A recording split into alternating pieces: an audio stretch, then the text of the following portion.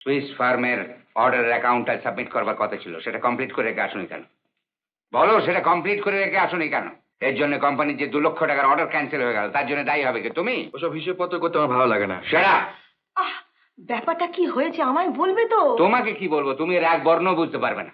হিসেব করতে ভালো লাগবে কেন? টাকা রোজগারের চেষ্টা তো আর করতে হয় না। প্রয়োজন মনে করি না, আর টাকা রোজগারটাই জীবনের সব নয়। ও তাই বুঝে এখানে ওখানে ফুর্তি করে বেড়াও, লোকসানটা গায়ে লাগে না। Responsible workless.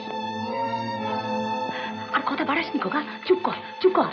অফিস কামাই করে তুমি কি করছিলে? রেকর্ডিং করাচ্ছিলাম। রেকর্ডিং? কিসের রেকর্ডিং? গানের। তুমি গান গাও? হ্যাঁ। স্ট্রেঞ্জ।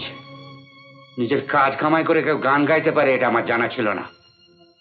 তোমাকে আমার ছেলে বলে পরিচয় দিতে লজ্জা হচ্ছে। কি বলছেন আপনি? হ্যাঁ হ্যাঁ, শহরের কয়েকটা নোংরা বাইজিয়া লোফার ছাড়া কেউ গান করে না। গান সম্বন্ধে এই ধারণা আপনার ভুল। ভুল? হ্যাঁ হ্যাঁ ভুল।